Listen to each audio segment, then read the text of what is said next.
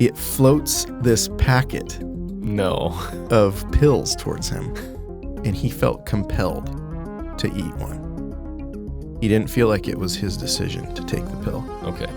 Like he had to. Yeah, like it forced him or coerced him into doing it. After he takes the pill, this entity floats towards him and asks him telepathically if he wants to come with him.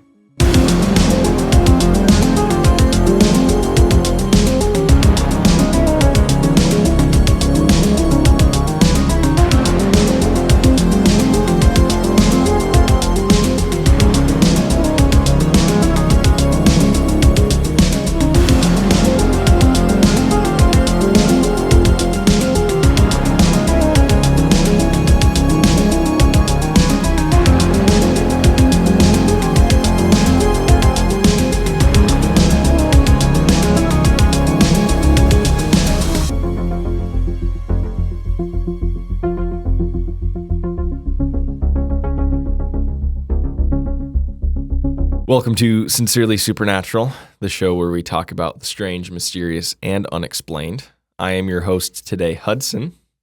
I am also your host today, Seth. And we've got some pretty cool stuff to talk about today. It's gonna get weird. I don't know what we're talking about.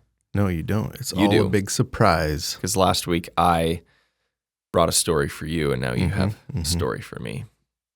Last week was the Flatwoods Monster, right? Mm-hmm. So in continuing with, well, this isn't a cryptid, in maybe a UFO type genre. Yeah. This week is going to be a UFO abduction. Okay. And I have heard just about every story out there. Yeah. But I came across this one and I had never heard it before. And it was pretty famous. Really? There's actually a book written about it and everything. So do you want to just jump right into it? Because there is a ton of detail. I mean, I don't really have anything to talk about, so. You don't? You're not bringing anything, any life updates or anything? Well, that's what, they want to hear, so. Yeah, what's going on in your life? No, we're not doing that. We're getting right into it today. This is too serious and there's too much to cover. Okay. Are you ready? I'm ready. I have my show notes. And I'm going to be consulting these like crazy. Okay. Too much detail. Do we need any introduction into alien abductions in general, or are we just going to get started with it? I don't know. I think pretty much everybody has heard of the, they come into your room or they stop your car on a lonely night road and you have missing time and then you start remembering things and maybe they implant you with something. Yeah. I'm pretty sure, hopefully, most people have heard that by now. Yeah. But here's what I want you to do. Me? I want you to close your eyes. Okay. And I want you to imagine that it's pretty close to opening day of rifle season. No, rifle season has already begun. Okay. And you're going to go elk hunting. But somebody at your work gets sick and there's really nothing to do, so they give you the day off. So you're like, hey, I'm going to run home, grab my rifle, head to the woods, and go hunting. I'm going to get me an elk. So you drive, I don't know, for a while, half hour to an hour to get to the national forest. Why are my eyes closed? Because you're imagining this is what you're doing. Okay. You grab your rifle, you leave the truck, and you walk not even a mile into the woods, and you're like, oh my gosh, there's 5 elk right there. You shoot them? You do. Oh, okay. You pull up your rifle, and you aim for the biggest bull. Maybe there's 2 of them. You bring your rifle to your shoulder. You've got it in the crosshairs. You breathe out while you're pulling the trigger. Perfect shot. Except nothing happens. You don't hear a bang or anything. Yeah. But you see your bullet leave the barrel. No. In slow motion. No. As it moves through the air, it contacts something, and then it hits the ground. And you're like, what in the world was that? The elk don't even flinch. Yeah. They're just standing there like they're frozen. So you walk forward and you see this strange box sitting on the forest floor that's like 5 foot wide, 5 foot tall, and 7 feet long. Oh, so wait. It's like just huge. A glass box sitting in the meadow by the elk. Okay. It's a pretty big box, 5 by 5 by 7. Mm. And you're like, what is this? And then you get the sense that you're being watched. Okay. So you turn around slowly to see a man dressed in a black diving suit. What? No chin. No ears. Slanted dark eyes. He has 2 antennas sticking out of his head. And his hair looks like broom bristles. You also notice he has no hands, but where his right hand should be is a cone-shaped or drill-type apparatus. What the heck? And he's floating above the snow. What do? You can open your eyes. Okay. I kind of got used to keeping them closed. I forgot they were closed. What would you do in that situation?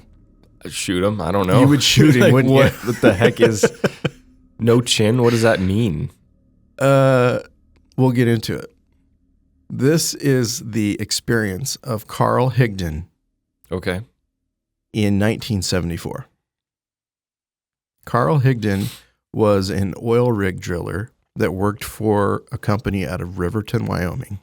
You've been to Riverton. Have I? Right above Lander. Okay. We stayed in a hotel there when you were little, visiting family. He was an oil well driller, and the story that I was saying is what happened to him. Mm-hmm. One of his coworkers got sick. There was no work that Friday. So he's like, I'm going to go hunting. So he drove to the Medicine Bow National Forest south of Rawlins, Wyoming, and decided that he would go elk hunting because he had an elk tag. So he took his 7mm mag rifle, and on his way there, he saw 2 hunters, and he talked to them because they were having car trouble. Yeah. And they said, "Oh, you'll have way more luck with elk in the woods." So that's why he continued on to the Medicine Bow National Forest. So he gets there, he parks on a hill, he sees a game warden, talks to the game warden a little bit. No big deal. He heads into the woods at about 4 p.m. Now, for those of you who don't know, during hunting season, 4 p.m. is like you're an hour away from sunset. Yeah. And you can only shoot a certain amount of time after sunset. Mm-hmm. So this is a quick hunt. Most of his time was spent driving, getting there. So it's 4 p.m. He walks less than a mile into the woods when he sees in that meadow 5 elk. And he's like, dang, luck. Yeah. So he pulls up his rifle, squeezes the trigger, and he hears no sound from the gun, but he sees the bullet leave the barrel in slow motion, and he watches it travel through the air where it impacts something and then it hits the ground. Why didn't he hear anything? I don't know. But the other weird thing is that the elk didn't move at all. So it didn't make any sound. Right. But it still fired. It still came out. In slow-mo. Like, did he see it in slow motion, or did the bullet, like, slow down? Yeah, he watched it leave the barrel. But it's not like he was experiencing time slow down. It's like the bullet itself was slower? Right. Okay. Yeah, like everything didn't slow down. Yeah. Just the bullet. Mm-hmm. And there was no noise. So he obviously is like, I have to check this out. He walks over, he grabs the bullet, and I believe he put it in his canteen. Okay. Or his pocket. But some accounts say he put it in his canteen. So did he shoot this clear box that you were describing? Well, that's what he found was when he walked forward, he sees this clear box. It looks like glass. That's 5 by 5 by 7 feet long, sitting on the forest floor, and the elk are still frozen. Like they aren't moving at all. Like maybe they are taxidermied or something. Yeah. They're just sitting there. And that's when he felt the feeling that he was being watched. So he turns around and he sees this being that he describes as being 6'2", weighing around 180 pounds. Okay. Dressed in like what you would think a diver would be in, an all black neoprene type suit. So it wasn't like a scuba suit, but it was something that looked kind of like a diving. Okay. It reminded him of a diving suit. Okay. He said it was wearing a wide black belt with a belt buckle that was a 6-pointed star. What? Silver star. What? Below that was a small apron with another odd shape on it. Silver shape. He said his face was the color of an East Asian person, which I don't know what that's supposed to mean, but that its hair was like that of a broom, like maybe like really bristly and really spaced thick. out weird. Okay. But he had 2 protrusions that he said looked like antennas. Yeah. His eyes were dark and slanted. No chin. What does that even mean? I don't know, like he had like a receding or like it just went kind of straight down or I don't know. I don't know. It's just kind of a weird, like, no chin. No ears. I think he said it didn't have ears. Well, it's because he had his antennas. Yeah, you don't need them. You can hear even more with those. Telepathically. No hands except where his right hand should be was the drill? The cone or the drill type apparatus that he had on his hand. That's weird. And he was floating above the snow. Yeah. Which reminds me of our last episode when we were talking about the Flatwoods monster. It was floating above the ground and started to move towards them, right? Yeah. Okay. So he sees this thing and it speaks to him telepathically. And it says, "Are you hungry?" And it floats this packet of pills towards him. And he felt compelled to eat one. He didn't feel like it was his decision to take the pill. Okay. Like he had to. Yeah, like it forced him or coerced him into doing it. After he takes the pill, this entity floats towards him and asks him telepathically if he wants to come with him. And this is like the most Wyoming thing you're ever going to hear. Yeah. But Carl says, might as well. Carl later explained that he was into researching UFOs. And if he ever came in contact with an alien and they asked him if he wanted to come with them, that he would agree. Yeah. So that's why he said, might as well. So when he says that, all of a sudden he's inside the clear box. Really? With the entity. Just like suddenly he's in there. Sitting in a bucket seat with his hands and his head restrained. But he can see in the reflection of the glass, the 5 elk that he was hunting are in a cage. He can see them in a cage in this reflection. Wait. But they're still in the forest. But they're in a cage? Yeah. Now they're in a cage. Were they always in a cage? I don't know. They weren't moving. They were frozen. So something weird going on there. So he's sitting in this seat with his head and his hands restrained. And all of a sudden they start lifting up off the forest floor. And then he sees his truck parked by the side of the road where he left it from an aerial view. And then he sees further out this blue marble that he says was probably Earth, that they had left Earth. So as they're floating in space and he sees Earth getting smaller, they tell him, because there's more than one now. I think there were 3 entities now. Did they all look the same? They all looked alike. Okay. They tell him that they're going to their home that's 163,000 light miles away. Not light years. Not light years. Okay. Light miles away. They put a helmet on him that had 6 wires coming out. And when they put the helmet on him, everything goes dark. Okay. Was he still in the clear box? Yeah. Like they were floating in space. They put the helmet on him. And it goes dark. Everything goes dark. Okay. He said it had like 6 equally spaced wires coming out of this helmet. Okay. Kind of reminds me of like Professor Xavier. Oh, yeah. When he puts the helmet on. Yeah. Everything goes black, but then this light appears, and it's so bright that his eyes just start like watering profusely. Okay.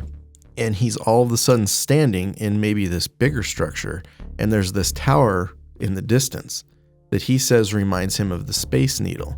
And that white light that's hurting his eyes is coming off of the top of that structure. Okay. Down below the tower, around the base, he says there's other adult humans and children just kind of chilling, hanging out and talking. What the heck? They take him into the structure. These are humans. Well, the humans didn't. Oh, the entities took him in. Took him into the structure in a door, and he's in this room, and a panel descends in front of him. Okay. And then goes back up into the ceiling. So when this happens, one of the entities comes in and says, "You're not what we want. We'll take you back." So it's like they were scanning him or something with that panel that came down? I guess. What? "You're not what we want. We'll take you back." So they take him to what he called was a craft, where the original entity is there, and this entity starts talking to him. It tells him that its name is Aso One, that he's a hunter, just like Carl, and that the ocean on their planet turned yellow and all of the fish died, and that they come to Earth to hunt animals and get fish to make the pills that they gave him. What? He tells Carl that one of those pills will last them for 4 days. It'll feed one of their people for 4 days. Also, one shows him a map of the planet. Okay. And he makes the connection that the shape below the star belt buckle on the apron was like the shape of their planet or whatever. Also, one takes a look at his rifle and he says, "I wish I could keep it, but they won't let me." Yeah. And then pretty soon they're floating above the forest again. On Earth? On Earth. And he starts descending out of the spaceship slowly, controlled, until his foot touches a rock on a hill. And then they just kind of like let him go. His foot slips and he tumbles down this hill and hurts his shoulder.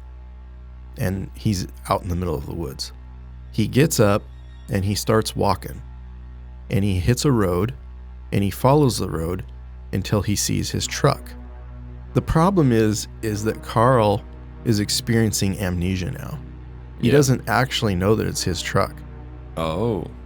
He gets into the truck and there's a CB radio and he can hear voices talking on the CB radio. One of those voices was his boss, Roy Fleming. And he figures out how to use the CB and he starts talking.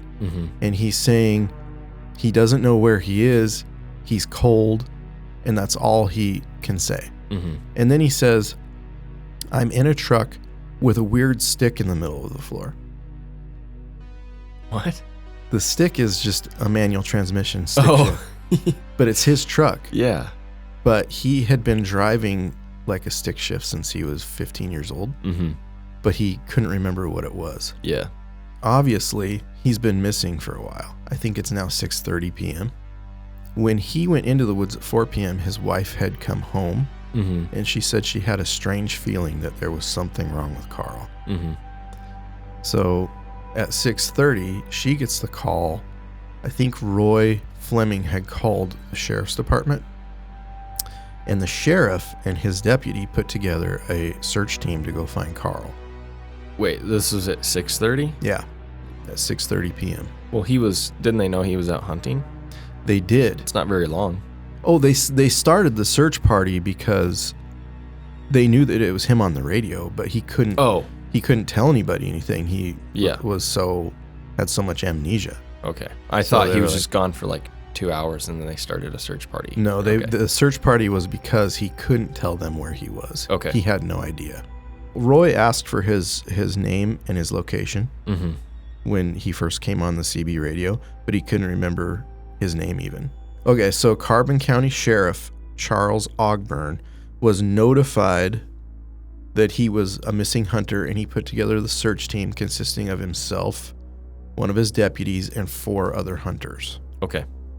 At the same time, Marge was notified, and her friend and her friend's husband, the husband drove them out to the general area of where he had gotten lost at. And Marge is his wife. Okay. So when the search team gets out there, the roads are really muddy. So the sheriff and the deputy and the other 4 hunters were like, Marjorie, you and your friends stay here, and we'll let you know if we find anything. So Marge parked on a hill with friends, then the other guys went forward. While they were out searching for Karl, they observed a UFO fly across the horizon, and it would change color from white, red, green, white, red, green. They watched it for 20 minutes. After that UFO disappeared, on the eastern horizon, they saw an orange glow that they thought was sunrise. Yeah. But they were nowhere near sunrise. So strange things were happening while he was being searched for by the search party. So it wasn't just Karl had some crazy story. It was like these other people also saw stuff too. Like the sheriff, lots of people witnessed all of this crazy stuff that was going on, okay? The search party did not find Karl until around 11:40 p.m. Wow, okay. So it took him a few hours. So he sat in that truck for like 5 hours. Yeah. Waiting for people to arrive. Get this. The truck was 3 miles away from where Karl had parked it. Really? In a mud hole on the side of the road with no tire tracks leading in. Are you joking? It was as if the truck was dropped right there.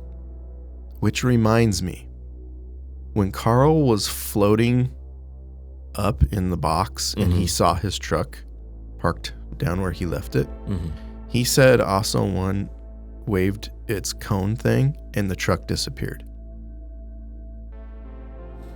Weird, right? Okay, so they get Karl. He was stuck in the mud. They get him back to Marjorie, and she's like trying to put her coat on him. He won't let her touch him. He doesn't know who she is. He's just really freaked out. They take him to the hospital in Rawlins, Wyoming, where he is diagnosed as having an amnesic episode brought on by shock. Yeah. There are no drugs in his system. And here's the really weird thing. Okay. They did x-rays and stuff. X-rays came back completely clean. And that was the problem. Because Karl had had x-rays previously, maybe a year or 2 before, that showed scarring on his lungs from a tuberculosis infection that he had. Okay. It also showed that he had kidney stones. He didn't have any more tuberculosis scarring on his lungs. It was gone. Gosh. And he didn't have any kidney stones. The kidney stone thing, maybe he passed them. I mean, if you're passing a kidney stone. Yeah. But for the tuberculosis scars to be gone? What in the world? That's pretty weird. That's crazy. While he was at the hospital, he was having recollection of certain things that were happening. He kept asking where his elk were because he kept saying they took my elk, but he was saying it in a sing-song way. That's like weird. They took my elk. I don't like that. They took his elk. That's creepy. Yeah. So when he was being taken to the hospital in Rawlins, Roy Fleming was there too, his boss, and he asked him why he wasn't dressed in black. He said, "Doesn't the sun hurt your skin?" Because also one told him when they were on their little journey that they had to wear those black suits to protect them from the Earth's sun because it burns them. And he was asking his boss why he isn't wearing black. Yeah. So that's crazy. Yeah. They got to the hospital at 2 a.m. So he was found at 11:40, got to the hospital at 2 a.m. His eyes were still watering profusely. Mm-hmm. He was asking people where the pills were that float to you. He recounted some of the aspects of the story, but he couldn't remember everything. But he did draw a picture of Oso 1 when he was in the hospital. Okay. He also, when he drew that, he wrote the word Enders on the paper. Okay. Along with some addresses and the make and model of a Ford truck. Okay.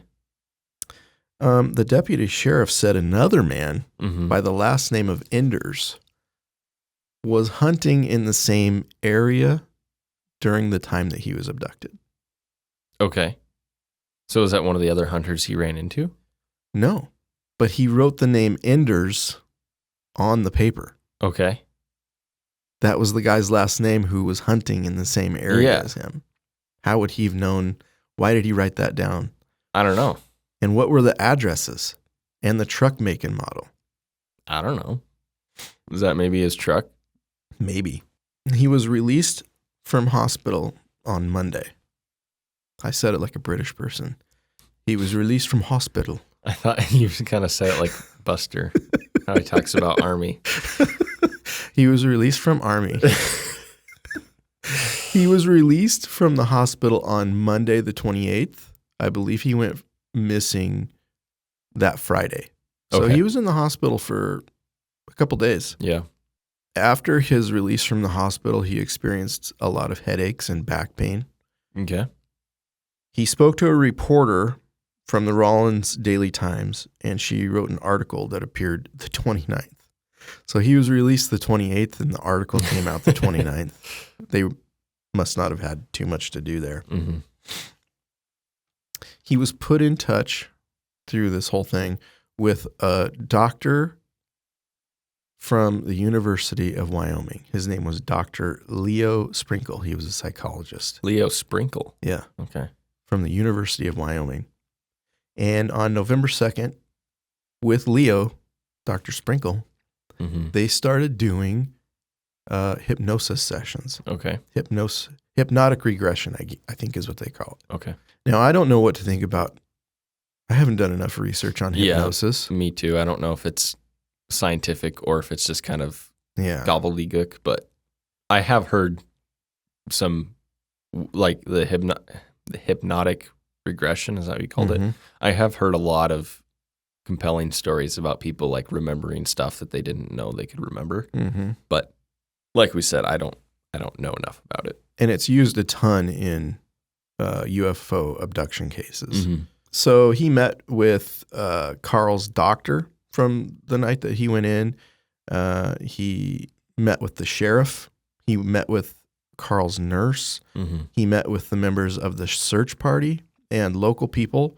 And everyone considered Carl to be an honest dude. Like he didn't make stuff up. He was a hard worker, Mm-hmm. a lot of integrity, and just You wouldn't just make make it this up. up for some reason. Yeah. So at this point, could he remember what had happened? He remembered bits and pieces, Mm-hmm. but it was under the hypnotic regression where most of this story that I'm telling you came out. Okay. Did he know like who his wife was, who he was? Yeah, he regained his memory. Okay. His normal memory. Okay. Yeah. So they did tests on him at the University of Wyoming, Mm-hmm. and they concluded that he did not have any mental illness. Okay. So they did psychiatric tests on him to make sure that he wasn't nuts. Mm-hmm. 3 different people, organizations, examined the bullet that came out of his rifle. Mm-hmm. One of them was the sheriff's ballistics examiner. Another one was the Dr. Walker, a metallurgy consultant for the Aerial Phenomenon Research Organization, Okay. or APRO. And another one was a metallurgist from the University of Wyoming. What's a meddler? Metallurgist? Metallurgy? What is that? The study of metals or Okay. stuff like that. A meddler is different than a metallurgist. Well, that's what you said. You said a meddler. Oh, I thought I said a metallurgist. You probably did, and I thought you said a meddler just examined. Oh. I was like, those meddlers. No, it was a meddling metallurgist. Okay, a metallurgist. Yes, a metallurgist. And all three of those separate people that examined that bullet said that the way that it mushroomed was completely unnatural. Okay. One of them said it had to have hit something really hard, Mm-hmm. which I don't believe that, being a person that shoots a lot of firearms. It would just have shattered, right? Yeah, okay, so a hunting round is usually a jacketed with a lead core. Jacketed in copper with a lead core. Mm-hmm. Usually has like some sort of ballistic tip or no ballistic tip and an open jacket on the very tip so that when it hits tissue, it mushrooms and causes as much damage as possible when it's passing through. I mean, that's ethical. Yeah. You don't want the animal to suffer. You want one shot. You want it to die quickly. That's hunting. When that jacket came off of the rifle round that he shot, it was like the jacket turned inside out. Okay. And the lead core was gone. They even went back and looked for the lead core. Like the lead core was just completely gone.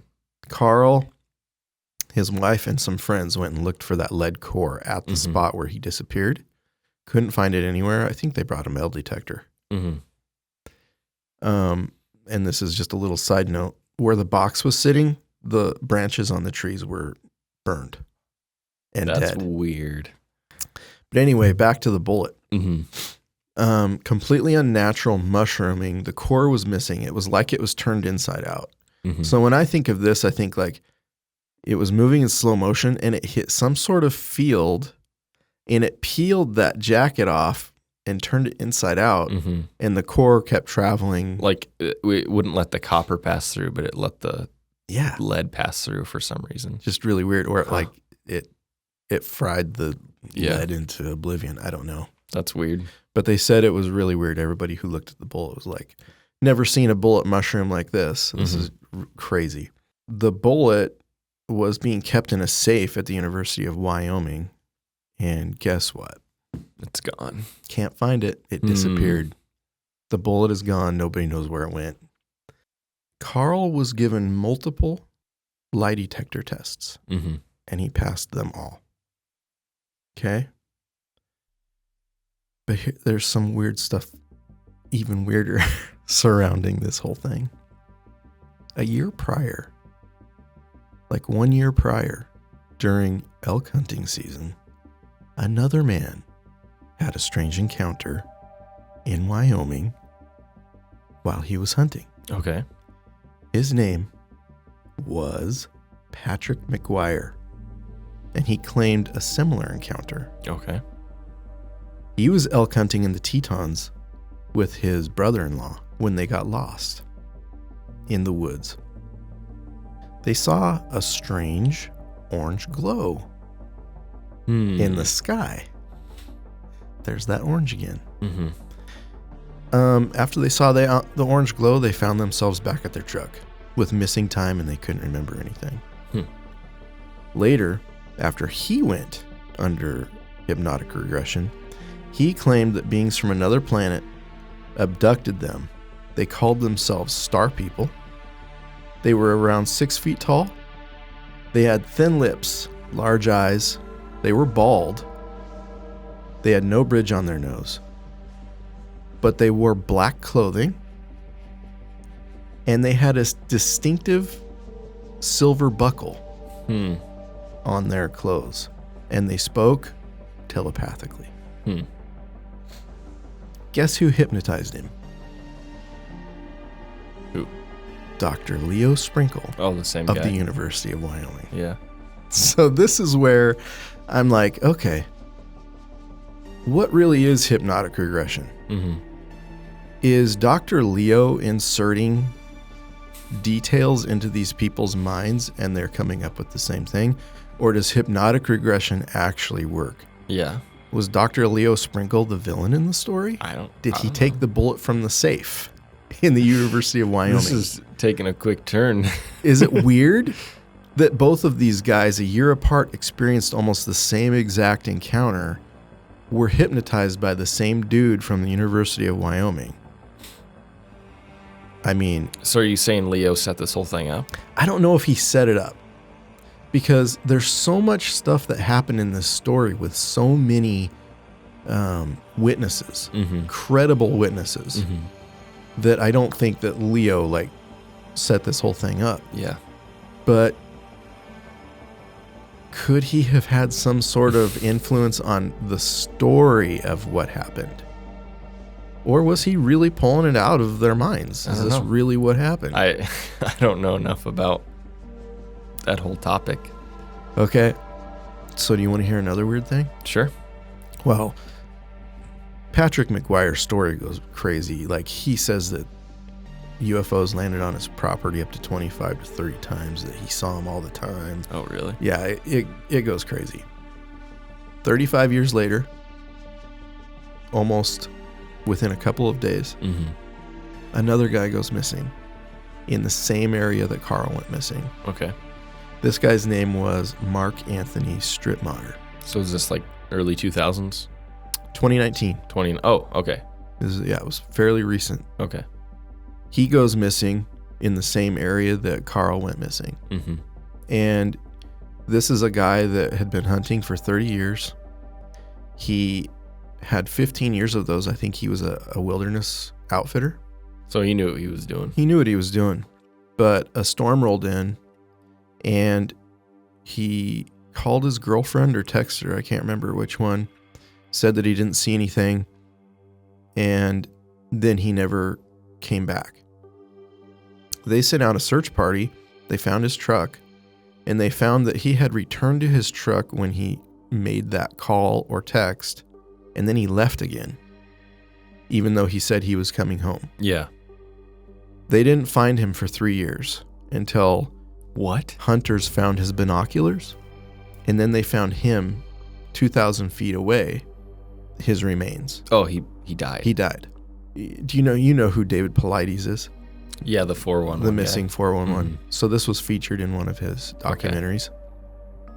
When David Paulides talked to this guy's girlfriend, she said that when he went hunting during deer season, he said that he saw a black object in the sky following him out of the woods one day.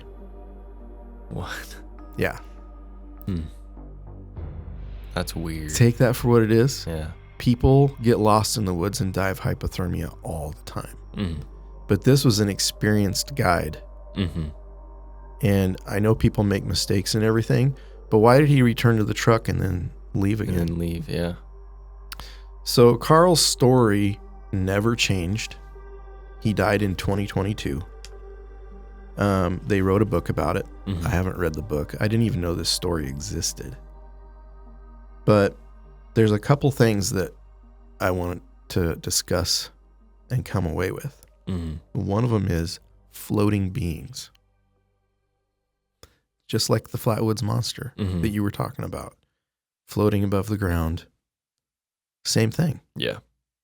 Sleep paralysis, or like being paralyzed by beings, happened to Carl, or he was coerced into eating pills, or the elk were frozen. It seems like they have this power to freeze you. Speaking telepathically is another big thing that happens in these stories. Amnesia and missing time. Another couple of things that happen. Healed injuries. This isn't the only story of people being abducted by UFOs and having old injuries that are healed. And the orange lights. That's super common. Why? The amber light. We talked about that even a couple episodes ago. The Phoenix Lights episode. My personal experience with my family. Orange, amber lights. And it seems like a repeating theme throughout all of these stories.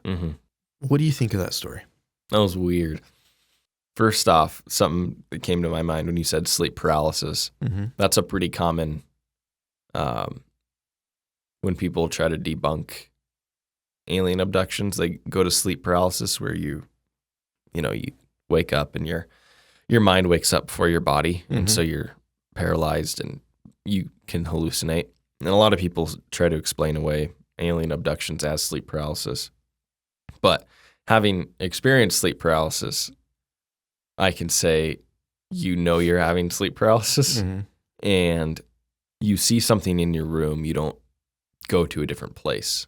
Yeah. Also, he wasn't sleeping. He was out in the woods. Yeah. So it doesn't make sense or work at all here. But I mean, we've kind of talked before about what we think UFOs and aliens are. Mm-hmm. Under that umbrella or perspective, the biggest thing that jumps out at me is like, if these are fallen angels, why the heck do they want to convince whoever they abduct or whatever that they are beings from another world who want to like help them, or Mm-hmm. like what, when they took them to this other planet, like where actually were they, Yeah. It's like, I have theories. yeah, it's just so confusing. It's so weird.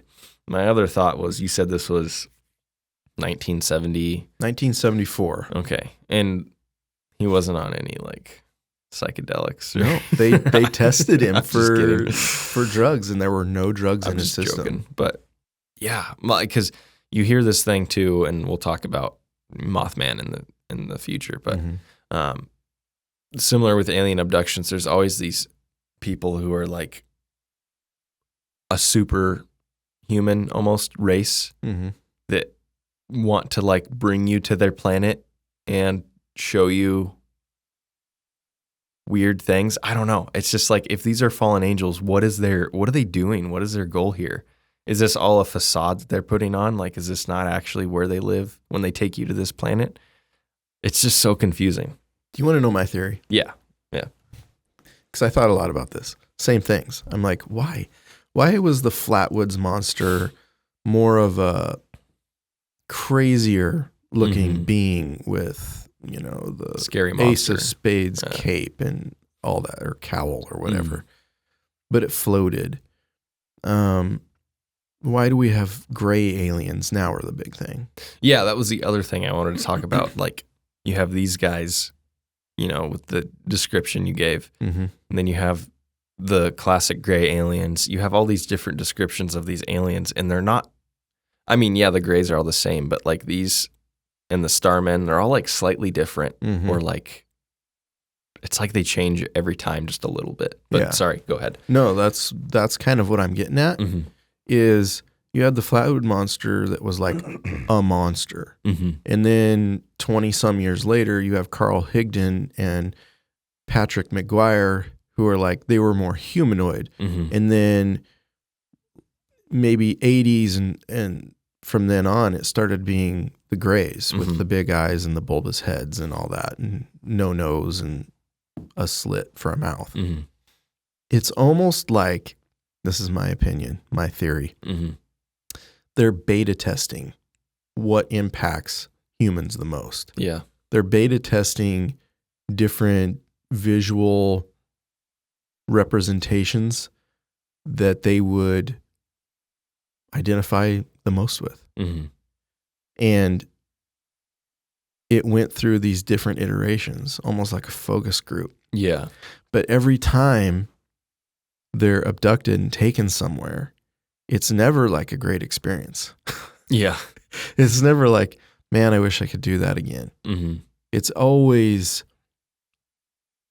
just some weird, we're from a different galaxy. Mm-hmm. Maybe they're there to warn you or take something from you, or you're not what we want. What did you want? Mm-hmm. What did they want from you? I think it's all part of a huge deception Mm-hmm. to make you think maybe humanity isn't special. Yeah. You weren't made by God. There's beings all over the place.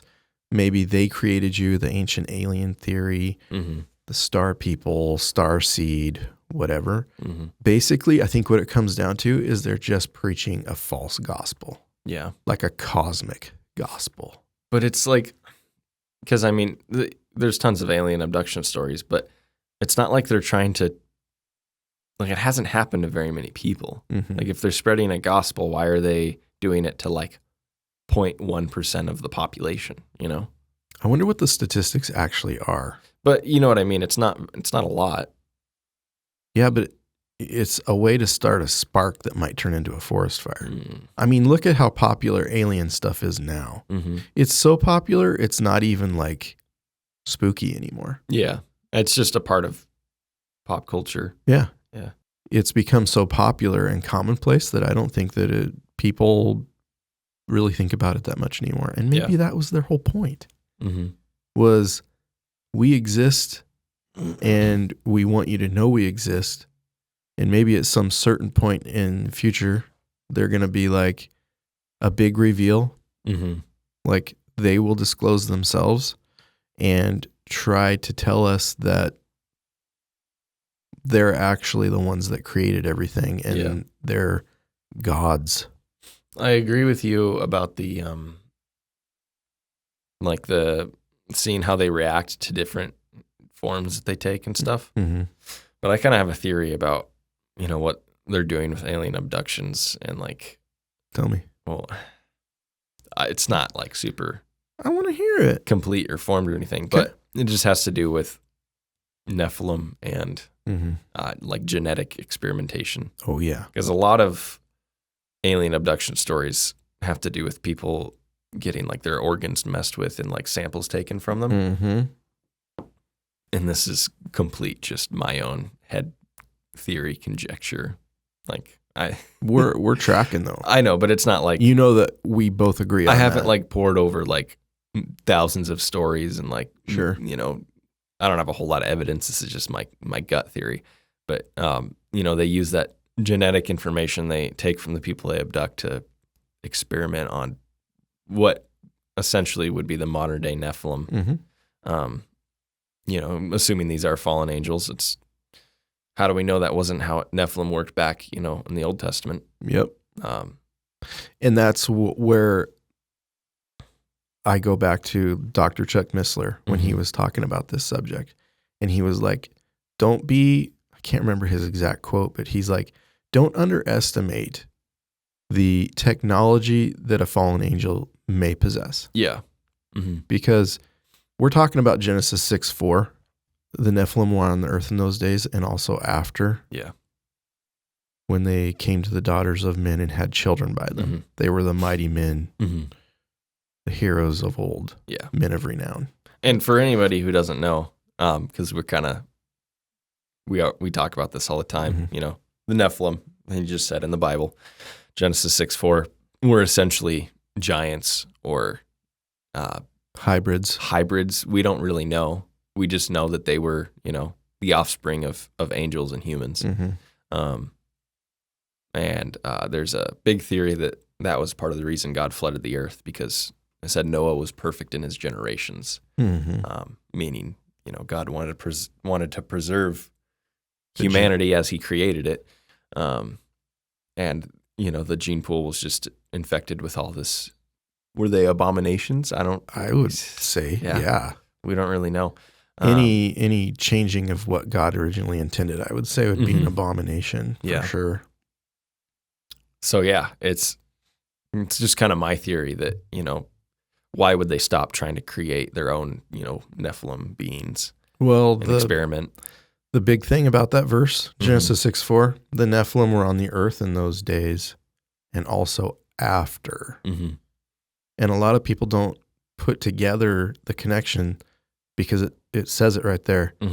Goliath was a descendant of the Nephilim. That's why he was so big. That's why he was a giant. Yeah. When they sent the spies in to spy out the promised land, and they saw... Is that in Numbers? I can't remember. I think it's in Numbers. And they saw huge people, and they said we were like grasshoppers to them. And they carried back grapes, another abomination that was probably genetically modified food. Yeah. The grapes were so huge, they had to put them on a pole between two guys. Yeah. Like but it said the Nephilim were there. Yeah. We were like grasshoppers among them. And that's not a verbatim quote, but that's it's something like that. After the flood. Yeah. which means whatever they were doing before the flood, they could still do after. And I think the listeners, viewers are going to find the more we delve into all of these weird things, that there's probably going to be a lot of connections back to that point. That's kind of our whole theory. A lot of the weird stuff we talk about, whether it be cryptid or alien or UFO abductions, it all kind of ties back to this theory that we have. And we've talked about how we're going to do an episode on this in the future, but even like Greek mythology, under this lens is like a lot of things start to click together with Hercules and all these different hybrid creatures and gods or titans, heroes of old. Yeah. It's a lot of fun to think maybe, Greek mythology was more real than we think. Yeah, they're not really gods, or they're not really, these like mighty heroes. But yeah, we're gonna do an episode on that. But I've always just kind of thought that was fun to think about. Greek mythology was, might not have been as fake as everyone thinks. Yeah. And I think that what it kind of boils down to after hearing this story and talking about the Nephilim and stuff is things are a lot weirder than people want to believe. And I think people don't want to believe the weird things because it kind of destroys their cookie cutter world. What's that from? The Office. It does though. It destroys their cookie cutter world where that they just don't want to think about it because it's just too weird.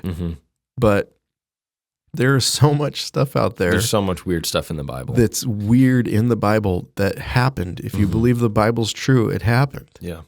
And we can't just be like, well, they could do genetic experiments before and after the flood, but not now. Yeah. What are you talking about? Yeah. Like angels don't age. You think that they're going to quit doing bad stuff the longer time goes on? Yeah. They're not going to quit. We believe in spiritual warfare, that doesn't just, it's not just a word. It's something that's actually happening. And it probably is way more complicated than we could even comprehend.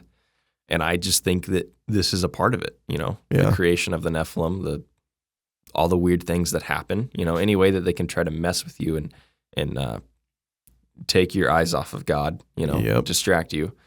They're going to do that. So 100%. I totally agree with you. So Carl Higdon, do you believe him or not? It sounds pretty legit with all the other things that like other people, all the witnesses said. If somebody was going to fake something, they wouldn't be like a seasoned hunter who's been doing this for 20 years. Like it's just doesn't make sense for them to just make up some random story. He never got rich from it. Yeah. Like, what did he have to gain by saying I was abducted by an alien other than getting ostracized by the entire community? I don't think he was ostracized, but man, you are taking a chance in 1974 saying something like that. It's weird. I'm going to have to say I tend to believe him. Yeah, it sounds pretty legit. Do I believe that he was taken 163,000 light miles away? No. Yeah. I think if you're dealing with entities that are deceptive on this level, everything they're telling you is deceptive. Oh, yeah, absolutely. Everything they're doing, everything they're showing is you deceptive. For all we know, he could have been, it could have been like the Matrix, and he didn't go anywhere. That's what I'm thinking. Yeah. When they put the helmet on him? Yeah. How do we know that wasn't some sort of VR headset? Or, something like way more complicated than VR that goes directly into your brain. Like ultra VR. Yeah. Like how do we know that when he got into the glass box, it wasn't just screens? Yeah. And the technology is so advanced, he thinks that he's leaving Earth's orbit and going to a different planet. By the way, I don't think they ever went to the other planet. Yeah, I agree with you. They said they were going to, but he just, his eyes start watering when he puts the helmet on and he takes it off and then he's standing and there's a tower there. I think they wanted him to tell people about it. Yeah. That's their goal, I think, is just to spread deception. Yeah. I don't think they live on, another planet. Mm-mm. I think if they live anywhere, it's like in another dimension.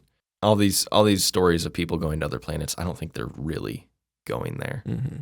I do think they were abducted and, well, they're going somewhere, but yeah, I don't maybe just somewhere floating above know. Earth, Yeah. where they're running tests on people or taking DNA or something. Yeah. Something weird. Well, that's my story. That was good. Not my story. That's Carl's story. You're going to say the surprise is I'm Carl. Guys, I'm Carl. I wasn't born yet, but... Yeah, that's crazy. I'd never heard of that one before. Yeah, I hadn't either, and I came across it, and I was like, this is so nuts, but there's so much evidence. Like, this is going to be a good one. Like the sheriff and all the other people seeing the stuff. Like, that's weird. Yeah. Yeah. All right. This has been Sincerely Supernatural. We're sincerely grateful that you stopped by. And if you have a story, let's say you've been abducted by an alien, we want to hear about it. You can either do it in text format, write us an email, or record a voice memo on your phone and email it to us at sincerelysupernatural@gmail.com. And let us know if you want us to talk about it on the show. Even if it's fake. Don't send fake Don't stories. send fake stories. We want real stories. Yeah. All right. Well, that's it for today. Until next time. Thank you for listening. Finger guns? Is this a thing?